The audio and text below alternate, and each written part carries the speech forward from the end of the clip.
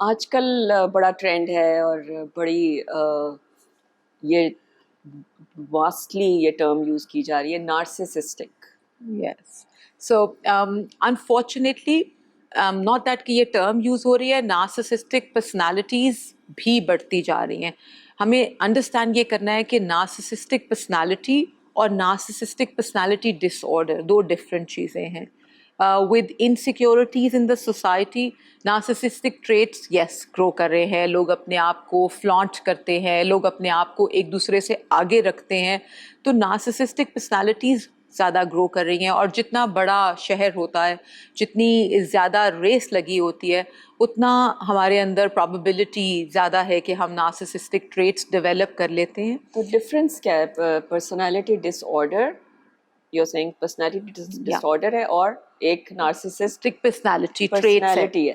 Traits تو آ سکتے ہیں، ٹھیک ہے، ٹریٹس کسی بھی حالات اور واقعات کی وجہ آپ کے اندر ٹریٹس آ سکتے ہیں، but we don't call them complete narcissists. Narcissistic disorder کے لیے ضروری ہے کہ ان کی 9 ڈفرینٹ ٹریٹس ہیں جو ایک انسان میں ہو سکتے ہیں. تو اگر آپ میں ان میں سے 9 میں سے 5 موجود ہیں تو پرابیبلٹی یہ ہے کہ آپ کے اندر نارسسسٹک پرسنالٹی ڈس آرڈر ہے، جس کو NPD کہتے ہیں. اس پرسنالٹی ڈس آرڈر کا سب سے بڑا پرابلم یہ ہے کہ اگر آپ کو خود فیل نہیں ہو رہا کہ آپ کے ساتھ کچھ گڑبڑ ہے اور آپ کچھ غلط کر رہے ہیں، تو اس کا کوئی کیور نہیں ہے. بیکاز مجھے تو آپ کی وجہ سے بہت تکلیف ہے. آپ اگر ایک نارسسسٹک پرسنالٹی ہیں اور آپ کے اندر NPD ہے تو میرا آپ کے ساتھ رہنا بہت مشکل ہے.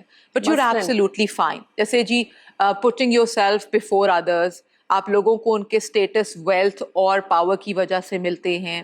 آپ سیلف سینٹرڈ ہیں، آپ ایروگینٹ ہیں، آپ کے اندر لیک آف ایمپتھی ہے، آپ you put your self before others, آپ کو لوگوں کے مفاد سے بالکل فرق نہیں پڑتا. ان فیکٹ آپ اپنے مفاد کے لیے کسی کو بھی نقصان پہنچا سکتے ہیں. آپ کے اندر کیئر اور کائنڈنس نہیں ہے.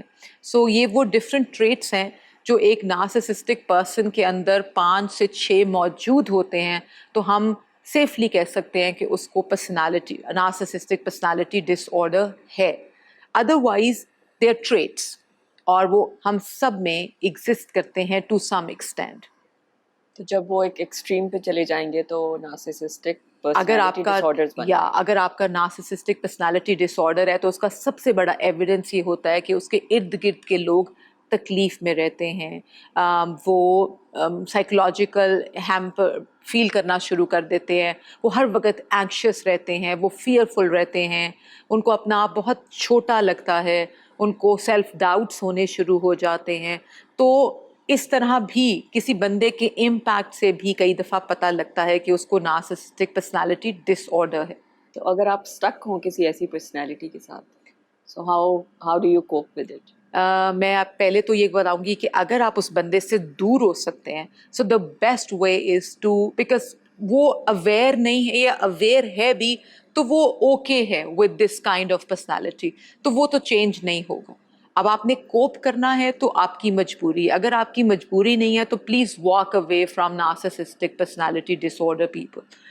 اگر آپ کا رہنا مجبوری ہے تو آپ نے یہ سمجھنا ہے کہ اٹس اباؤٹ دیم. آپ کو اپنے سیلف ڈاؤٹ کو کسی بھی بندے کے ساتھ چیک کرنا ہے. یوزلی یہ لوگ تھراپی ضرور لیتے ہیں یا لینی چاہیے، تاکہ آپ کو یہ سمجھ میں آئے کہ پرابلم آپ میں نہیں ہے، پرابلم اس کی آنکھ میں ہے، بیکاز اس کو اپنے سے بہتر تو کوئی لگتا ہی نہیں.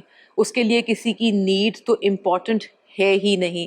تو اگر آپ کو کانسٹنٹ یہ اویئرنیس مل رہی ہے کہ it's not about you, it's about that person and your feeling اس کی وجہ سے، تو شاید آپ اپنی سینٹی برقرار رکھ سکیں گے.